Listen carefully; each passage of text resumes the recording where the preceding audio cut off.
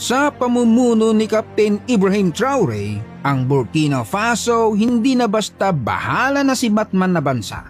Kaliwat kanan ng construction, development at mega projects. Ang goal, simple lang pero maangas. Gawing isa sa pinaka-develop na bansa sa Afrika ang Burkina Faso. At syempre, iahon ng buhay ng mga Burkinabe, Mapa City man o probinsya. Hindi lang sa PowerPoint, kundi sa totoong buhay. Sa video na to, isasalang natin ang 20 mega development projects na babago sa mukha ng bansa sa ilalim ng pamumuno ni Captain Ibrahim Traore. Hindi ito pangarap lang, hindi drawing, hindi ghost project. May semento, may bakal, may budget at may direksyon.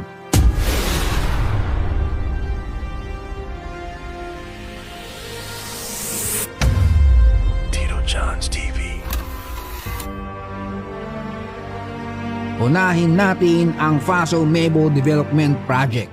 Sa ilalim ng pamumuno ni Captain Ibrahim Traore, pumasok ang Faso Mebo Development Project. Hindi ito beautification lang na pang Instagram. Ito'y urban renewal plus civic action combo. Sa mga major cities ng Burkina Faso, mas maayos sa sanitation, mas matinong infrastructure, at mas aktibong mamamayan. Ang pinakasolid dyan, may trabaho para sa libo-libong Burkinabe. Hindi import, local mismo ang gumagalaw. Ayos! Sunod ang Ouagadougou-Bobo-Dioulasso Highway Project. Ito na ang backbone road ng bansa, ang highway na magdurugtong sa kabisera na Ouagadougou papunta sa economic capital na Bobo-Dioulasso. Pag natapos to, abay mas mabilis ang trade, mas gagalaw ang agrikultura, mas swabe ang industrial logistics. May bonus pa, ang regional commerce papuntang Ivory Coast at Mali, hindi na lubak-lubak ang daan. Diretso ang kita. Sunod ang rebranding ng Total Energies. Ito ang energy glow down ng kolonyal. Glow up ng sariling bansa. Lahat ng assets ng Total Energies sa Burkina Faso binili at nirebrand bilang Barca Energies. Ang nasa likod nito, Coris Investment Group at Abinaba Investment Holding na pinamumunuan ng negosyanteng si Idrissa Nasa. At ngayon, may halos 200 service stations at 100% na pag-aari ng mga Burkinabe. Pangapat, new toll station sa Burkina Faso. Hindi lang bayad ka muna. Ito'y road reform na may utak. Naglalatag ang gobyerno ng bagong toll station sa major roads, digital at automated para iwas magic. Ang goal, para may transparency, efficiency at sariling pondo para sa kalsada. Ibig sabihin, self-sustaining ang road development. Hindi naasa lang sa utang at dasal. Panlima, Softraco Modern Buses Project. Public transport na hindi mukhang parusa. Ang Softraco Modern Buses Project ay massive upgrade ng sakayan, lalo na sa Ouagadougou. Stats na di pwedeng i-ignore. May hundreds of modern buses. Ang resulta, syempre mas maayos na commute, mas konting stress, mas dignified ang biyahe ng masa.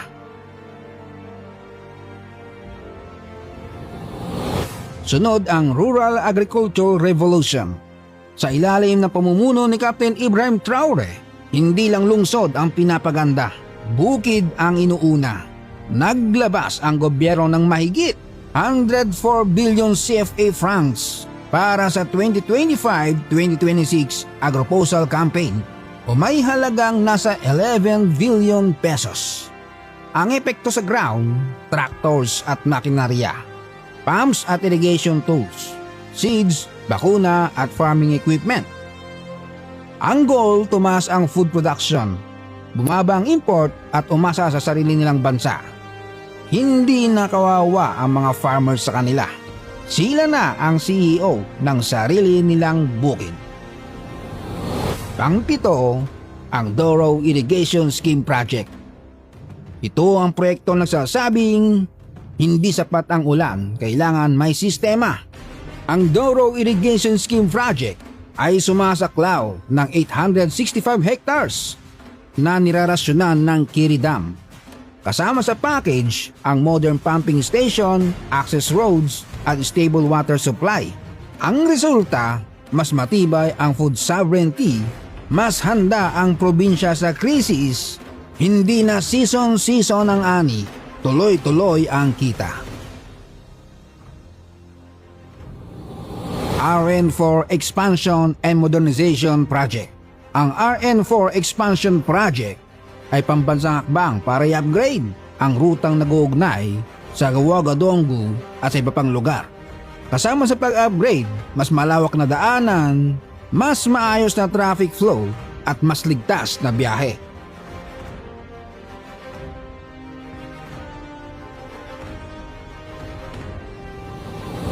Sa Mendeni Fish Rearing Project, hindi lang karne ang solusyon, isda rin mga bossing.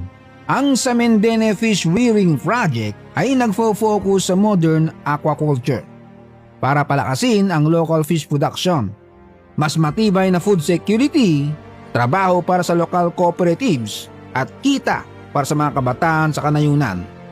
Hindi na imported tilapia, sariling huli, sariling kita. Rehabilitation of Sofa Cove. Matapos ang ilang taon ng problema, bumalik sa larangan ang Sofa Cove noong 2025. Ang role nito, local cotton, bawas import, dagdag value sa cotton sector. Ibig sabihin, hindi lang raw materials exporter ang bansa, gumagawa na, nagpoproseso pa. SN Brafaso Rehabilitation Project. Isang state-owned brewery sa Kumsila. Dating parang Nokia na naiwan sa drawer.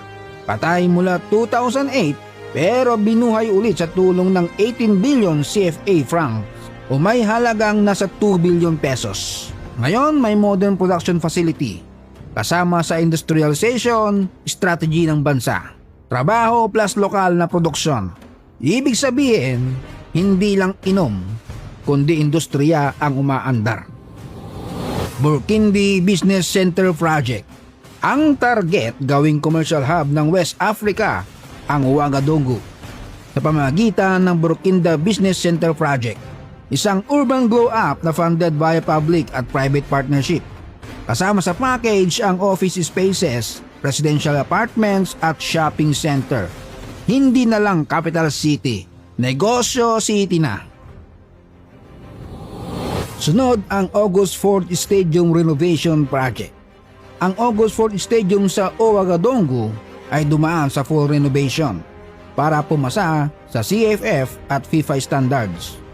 Upang magkaroon ng mas maayos na facilities, better accessibility at mas komportableng experience ng spectators. Hindi na pwede ang pwede na. Dapat world class na sila.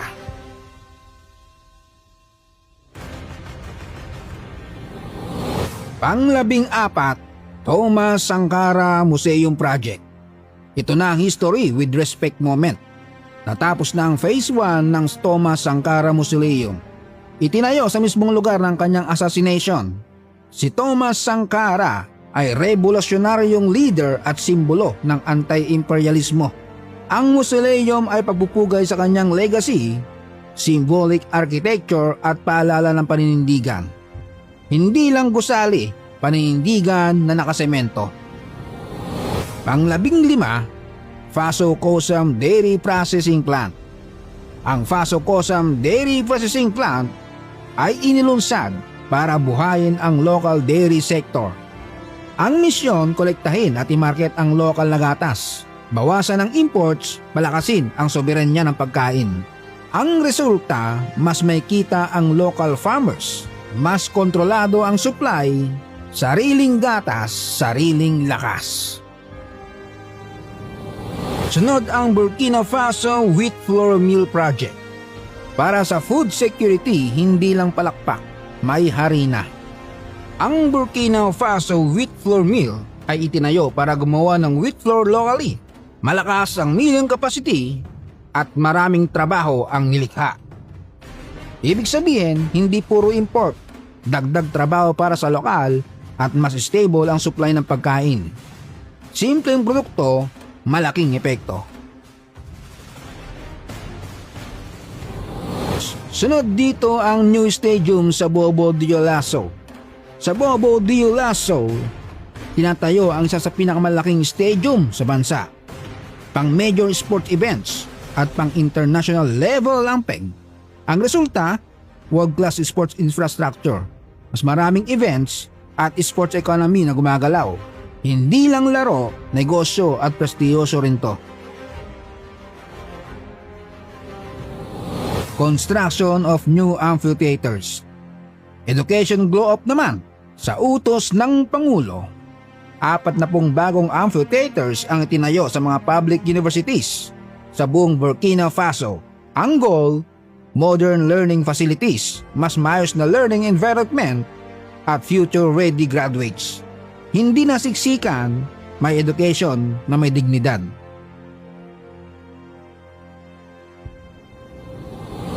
Joda Farm Pineapple Production Project.